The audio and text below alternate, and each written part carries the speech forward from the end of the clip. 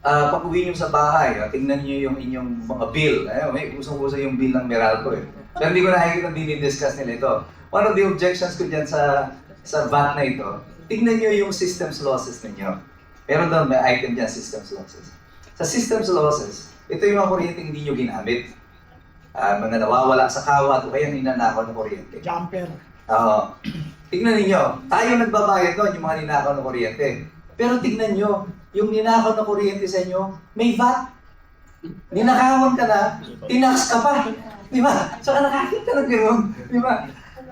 O, nadinig niya na yan, ha? Hindi ka. Example, pag nagtrabaho ka, meron kang income tax. Ano? Ngayon, pag meron yung income mo, natirang pera sa'yo, pambibili mo ng bigas, tubig, lahat ng bibili mo, may tax. Pag nakaipon ka, nag-deposito ka sa bangko, may tax. Diba, pag namatay ka, at pagsasali ka ng property mo, may tax pa rin. Diba? Ninakawan ka ng kuryente, at tubig, may tax pa rin. Diba? Everything about us is being taxed. Yung tollways natin, yung mga kalsadang dinadaanan natin, yung toll, it is a tax. Pero masama ito, mas malala ito, kasi ang nagtatax sa atin now are private corporations. Sa demokrasya, there are 4 estates of democracy. Yung pinapaliwanag ko lagi yan. Executive, legislative, the judiciary, at saka yung media. Ito yung 4 estates of democracy. Para itong pillars ng tahanan, para kang poste ng tahanan.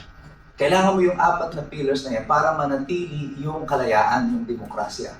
Kapag nagsabwatan ang executive and legislative as what is shown dun sa mga flood control projects, ang media dapat ang trabaho niyan ay isiwalat ang katotohanan.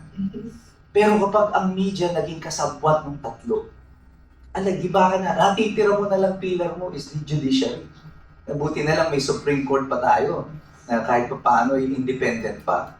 Pero I can feel, everyone can feel it, that even the Supreme Court right now is under attack. Nag-uumpisa na yung operations against the Supreme Court. With the upcoming retirement of Chief Justice Quismondo, malamang yung vacancy nito will have to be filled by another BBM appointee. The question is, in terms of seniority, si Associate Justice Leonen ang susunod dapat. Doon sa ating konstitusyon, nandoon yung Bill of Rights. That is the guarantee of the protection of our rights. Against who? Against the government. This is the protection of the people against the government. Kaya naandyan ang Bill of Rights. The basic na Bill of Protection nandyan, tayong mga mamamayan, hindi po yung gobyerno. Ang Bill of Rights nandyan, parang protection po natin. This is our guarantee against the government. Bakit tayo kailangan protection against the government? Kasi once we turn over the reins of power in government, nasa kanya lahat ang kapangyarihan. And resources. Resources, yung pera, militar, police, lahat ng government agencies nasa kanya. And when the government decides na gamitin ko to against sa mamamayan ko, what can we do? It's only the law. It's only the Constitution. That is why yung right against unreasonable searches and seizures is guaranteed under the Constitution. Yan ang protection natin laban sa pamal. Kaya lagi ko sinasabi doon sa vlog ko, mahirap makialam ang taong walang alam. Because sa panahon po na ito, when government is abusing yung ating mga karapatan, kung hindi mo alam yung karapatan mo, madali kang maloloko ng pamahalaan. They can manipulate the mainstream media, social media, and feed us with basura ng mga impormasyon to control the narrative and also yung mindset ng mga mamamayan. Ganito ang ginagawa sa ating mga Pilipino sa kasalukuyan. Kaya makita nyo, even the mainstream media, silent sila sa mga issue ng katiwalian dito sa mga malalaking mga politiko sa bayan. Tapos, ang mga hina-highlight nila, yung mga, halimbawa na lang, yung 18 Marines, for example. Hindi ko sila except for Jessica Soho, wala akong nakita ng ibang mainstream media outfit na nag-interview sa kanila. I mean, since Erap Estrada's time, tsaka kay Gloria, this would have to be the biggest scoop sa lahat. Yung mga panahon na ito, mga siguro 1990s up to early 2000s, pag may ganitong klase ng scoop, nagkakagulo yung media niya, di ba? Yes, oo. Kanyang expose, ang sarap i-follow up nito, ang dami-dami mong pwedeng sundan. And then all of a sudden, we were met with dead silence. Crickets ka, puro tulog na, Correct. puliglig ang Oo. naririnig natin sa mainstream media. Buti na lang, merong mga social media tayo, mga vloggers na patuloy na who filled in the void. Kasi alam niyo yung sa demokrasya, there are 4 estates of democracy. Yung pinapaliwanag ko lagi yan. Executive, legislative, the judiciary, at saka yung media. Ito yung 4 estates of democracy. Para itong pillars ng tahanan, para kang poste ng tahanan. Kailangan mo yung 4 na pillars na yan para manatili yung kalayaan, yung demokrasya. Kapag nagsabwatan ang executive and legislative as what is shown dun sa mga flood control projects, ang media dapat ang trabaho niyan ay isiwalat ang katotohanan. Pero kapag ang media naging kasabwat ng 3, giba ka na, natitira mo na lang pillar mo is the judiciary. Buti na lang may Supreme Court pa tayo na kahit pa paano independent pa. Pero I can feel, everyone can feel it, that even the Supreme Court right now is under attack. Nag-uumpisa na yung operations against the Supreme Court. With the upcoming retirement of Chief Justice Quismondo, malamang yung vacancy nito will have to be filled by another BBM appointee. The question is, in terms of seniority, si Associate Justice Leonen ang susunod dapat. Pero kami, we were already betting on it, yung mga lawyers, magkakasama kami kahapon sa isang conference. Many lawyers believe that Justice Leonen may not be appointed as the Chief Justice kasi masyado siyang critical of the positions of the government kasi independent-minded ito. Technically, actually, yun ang kailangan natin na Chief Justice. Correct. Someone who thinks independently. Yes. But apparently, this is not what the government may want. The administration may want. Gusto nila alam niyo, pag na-control na lahat yung pillars of democracy na yan, yung demokrasya, asa ng demokrasya natin? Wala na, di ba? Durog tayo doon. And this, I think we are heading towards a political storm, in terms of yung constitution. Baka magkaroon tayo ng constitutional crisis because of what is happening right now. That is why, importante talaga na sa panahon na ito, yung mga tao, maalam tayong lahat, para nakakapag-participate tayo, nakakapag-engage tayo. The only thing that we can do right now, sabi ng iba, wala tayong kapangyarihan. Naulang daw tayo sa social media. But in today's day and age, kayong mga vloggers, kayong mga nagpo-post sa social media, at hindi ito full-time, but share lang kayo, you control the narrative in the social media. You control the narrative in the airwaves. This defines ngayon yung direction of policy making. Kahit sa Amerika di ba? Ang survey nila, binibase nila doon sa what is going viral sa social media. So, even actions of government are affected by social media. That is why, for example, Nepal, nung pumuputok na yung opposition sa Nepal, anong ginawa nila? They shut down social media. Kaya lang nag-backfire yung shutting down social media. Because social media now has more power, I think, than the mainstream media. Mas makapangyarihan ang social media dahil sa sheer volume, sa dami ninyo. And the information is accessible to you. You can videotape now, tapos naka-post na agad kayo sa on air na kayo, di ba? So mabilis. Mabilis. Mabilis yung transfer of information today. And that is why your role as social media influencers or vloggers napaka-critical dito sa demokrasya. Because you are now filling up a void. Na bakante yung espasyo na dapat ginagampanan ng mainstream media. Pinapalakpakan yan. Yun na sinasabi ko sa inyo, di ba? Know your purpose. Sinabi na yan sa inyo ni Kadigong eh. Di ba yun ang bilin niya sa mga anak niya? I know already my purpose, find yours. And we have been telling this dito sa ating mga social media bloggers and vloggers, no? Ayan na po, pastor na ang nagsabi sa inyo, abogado pa. You need to fill the void because you have the power to control the narrative. Meron kayong kapangyarihan para isiwalat at ilagay, no? Pero dapat sa tamang konteksto ha, kung ano ang nasa likod ng bawat kwento na hindi pwedeng baluktutin. Reminder ko lang sa inyo yung Article 19. Always, di ba? Yung mga nandito. Okay? And, Attorney Mike, gusto ko rin i-reiterate, Kapeli, ang ganda nung nasabi ni Attorney Mike, na merong existing social contract between the government and the people. No! And this is, and ang kontratang ito nagaganap every 6 years pagdating sa presidente. Tuwing eleksyon, binibigay natin yung kontrata natin dun sa ihahalal natin. Every 3 years, yung mga representatives at yung mga mayor. Ang punto, ang ganda ng sinabi dito ni Attorney Mike, no?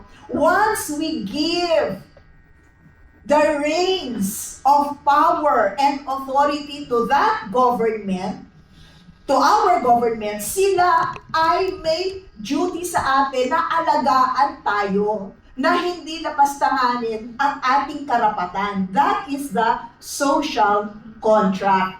And talking about void, feeling the void pagdating naman sa media, isa rin Attorney Mike, na nalulungkot ako na hindi kinover ng media, ng mainstream media, dahil tinutukan nila yung impeachment, was the hearing on the GAA. Yeah. Not a single mainstream media covered it. No? Kahit sabihin mo pang hindi, kasi bawal mag-live streaming sa court, di ba? Sa YouTube ko lang,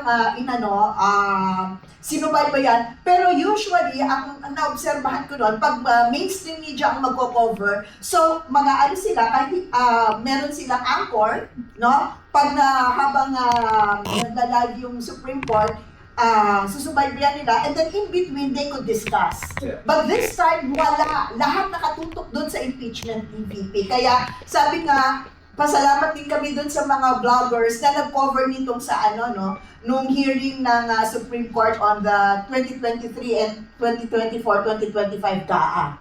Kasi ang daming nasabi doon si Justice Yonen, ang dami, no? Na si Justice Kagiwa, pati si Justice Hernando na nagsabing, hindi kakasya sa mali-maleta. Sa isang maleta lang pala, kundi mali-maleta yung mga nangyaring mga insertions or yung mga napuntang pondo dun sa unappropriated programs. Tama po. Unprogrammed appropriations pala. Tama po. Kaya very disappointing yan. Na pati yung mga commentaries, yung mga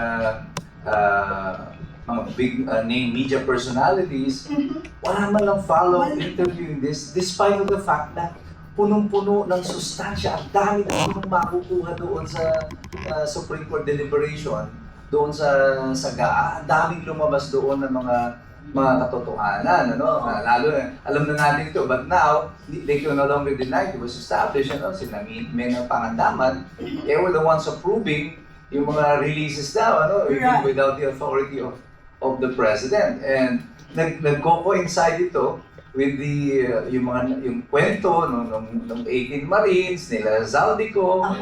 So nagtugma-tugma, nagtama-tama. Pero nakakapagtaka nga, bakit yung mainstream media wala man lang sinabi tungkol dito? Kahit isa wala. Until now. Samantala, ang sarap-sarap nitong himay-himayin, yung sustansya nito. Kasi dito, doon pa lang sa deliberation sa Supreme Court, may establish mo na yung presensya at yung truthfulness ng information na na-share na ni Zaldico. Correct. In many points, it has been validated. So, nakita natin kung paano the nation was basically plundered gamit itong unprogrammed funds na ito. Mas malala ito kaysa doon sa dumping-up ng panahon ni Pinoy. Ano? Mas malala ito doon sa CPE deal ni Gloria. Mas malala ito doon sa wedding issue ni Erap. Ano? Because dito, savings ng buong gobyerno, minsan wala pa nga savings, ilalagay lang, ipapangutang pa tayo. Correct. And then makikita natin saan dinalalahat, di ba? Flood control. Na hindi natin nakita kung saan napunta yung mga flood control na yan. Hindi nga natin naramdaman eh.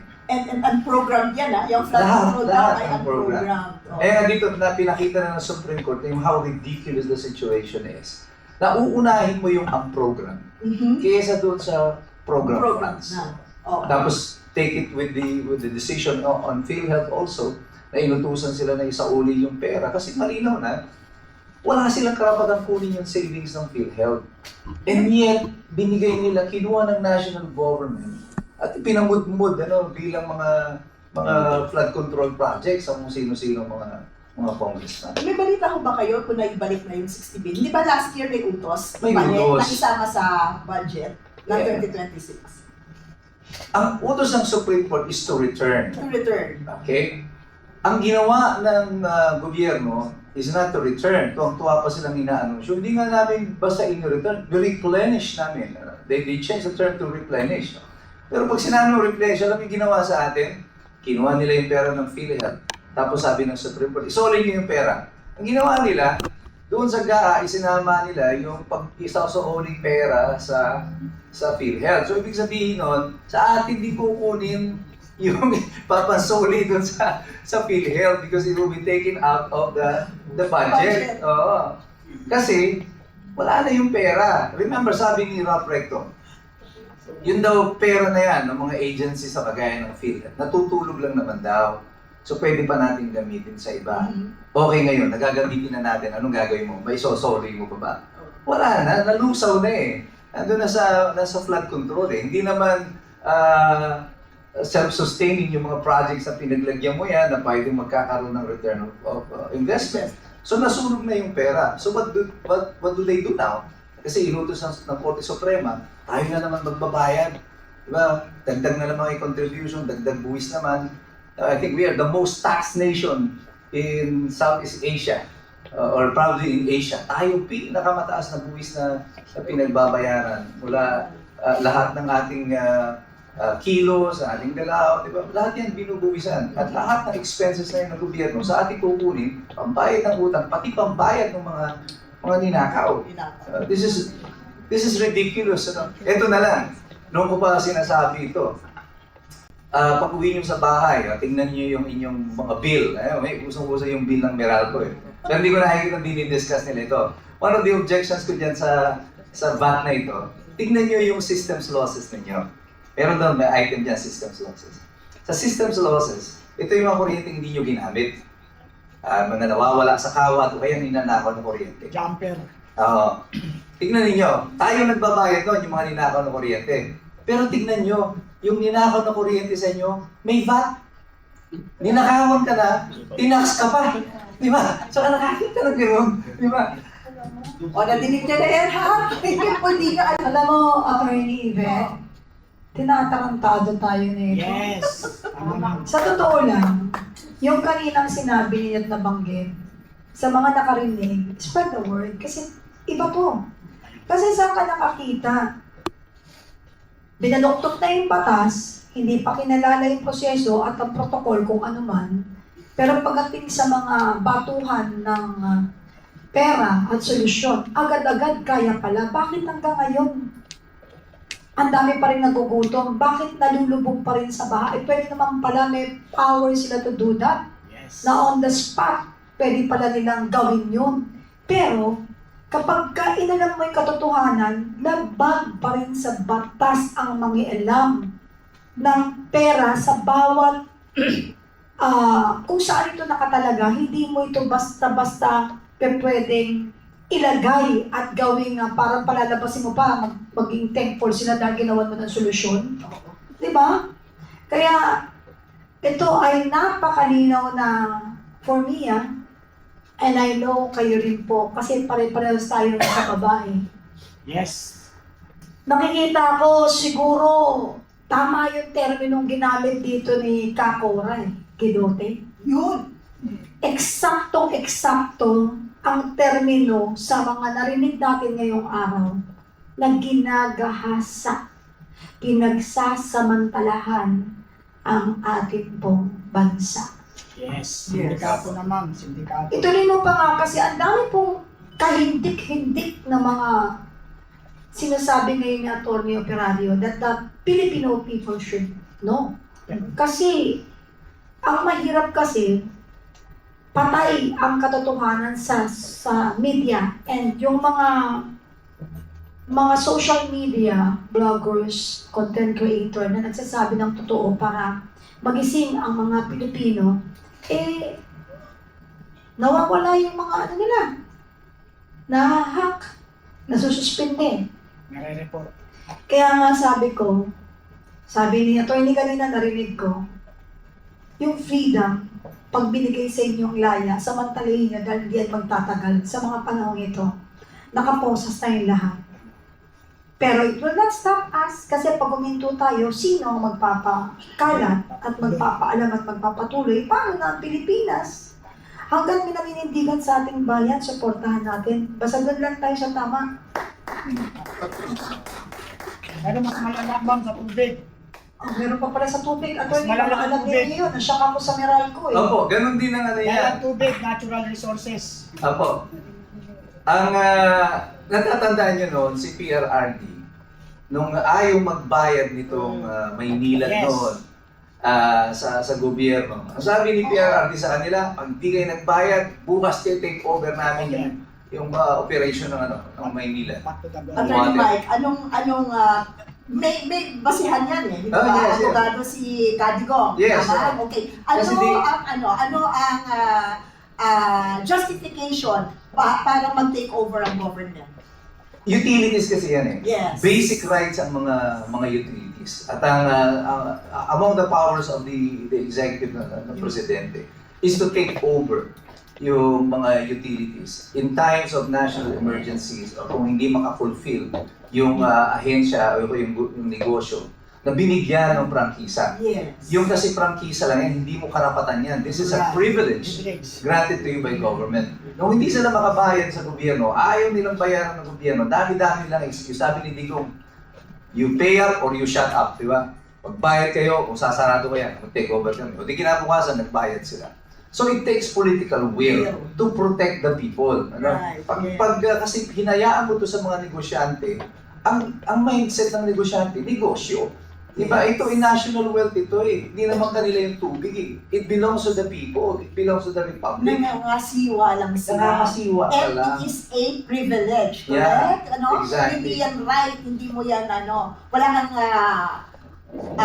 hindi naman safe, pero hindi ka po pwedeng ikaw lang ang magdidikta. Tama po. Correct? Ang maganda po nito sa nangyayari sa atin sa lipunan sa kasalukuyan, dahil dumadami yung alam ng mamamayan, now we are more aware of our political situation at yung kondisyon ng batas and how unfair it is to ordinary citizens like us. Yes. Kaya yan sinasabi ko sa inyo, we are the most taxed nation.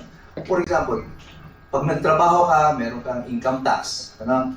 Ngayon, pag meron yung income mo, natirang pera sa'yo, pambibili mo ng bigas, tubig, lahat ng bibili mo, may tax. Pag nakaipon ka, nag-deposito ka sa bangko, may tax.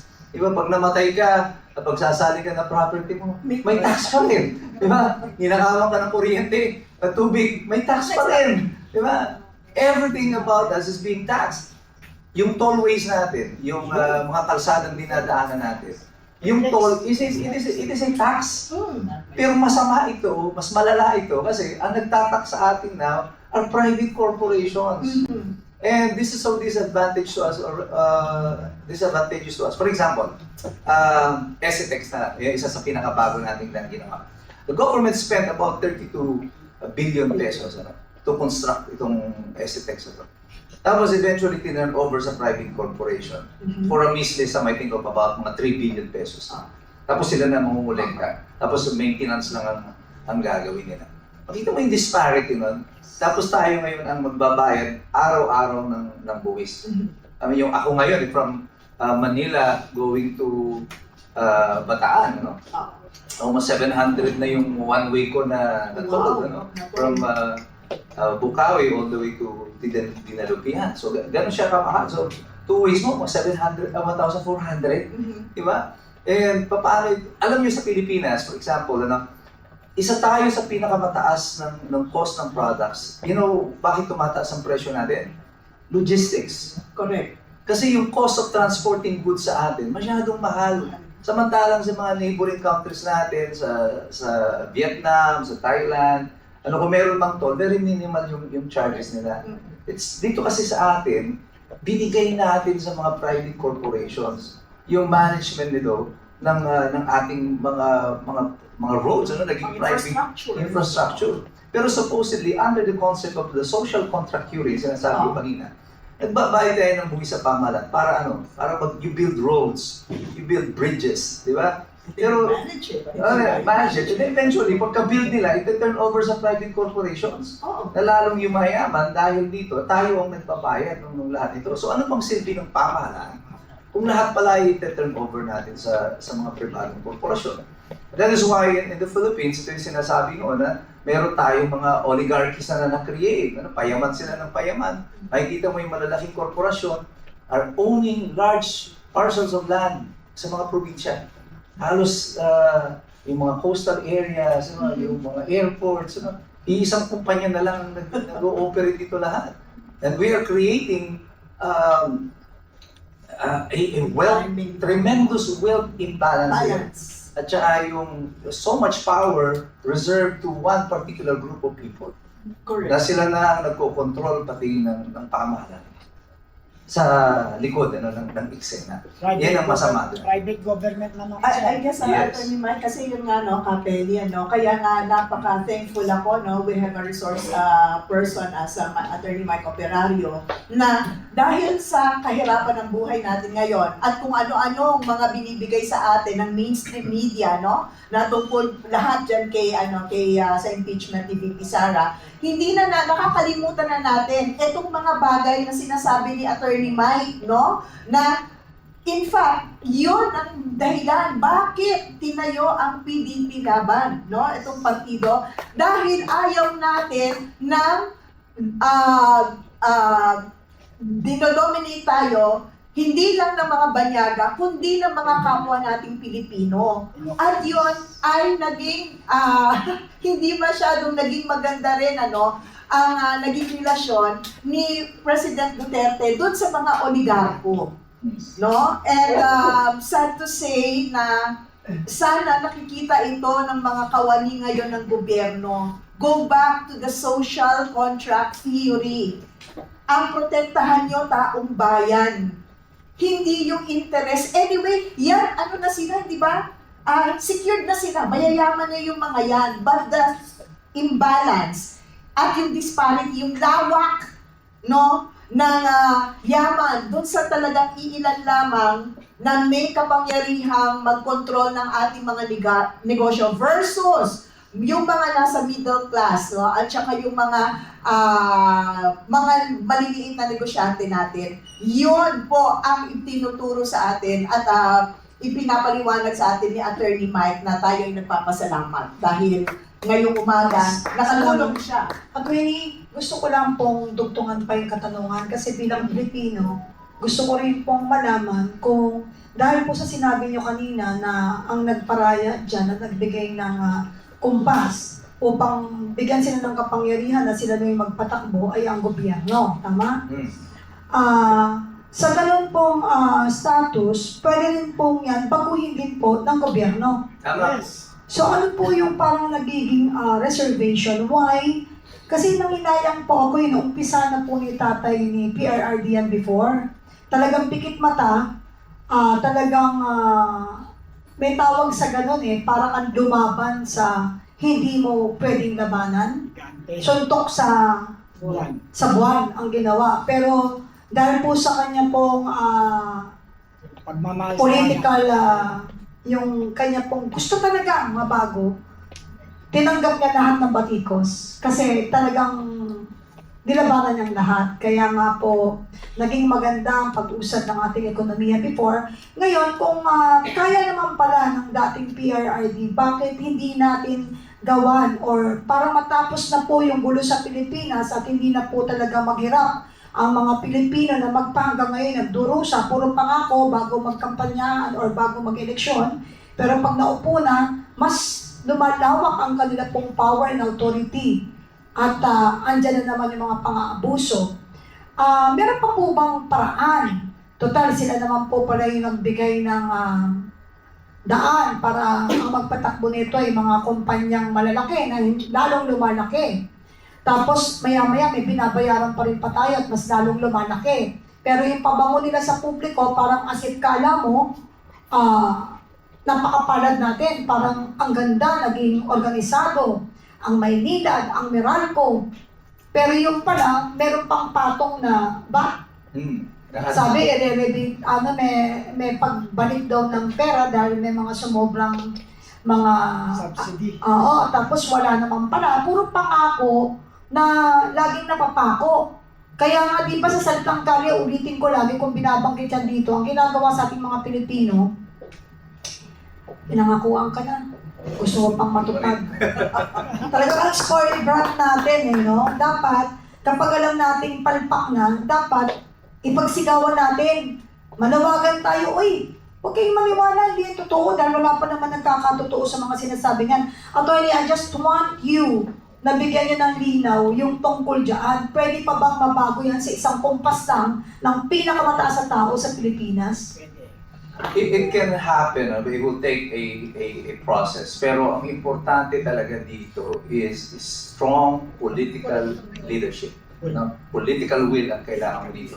Si President Digong demonstrated it before na basta may political will yung presidente, kahit itong mga higanting mga kumpanya walang magagawa pag gugustuhin ng pamahalaan.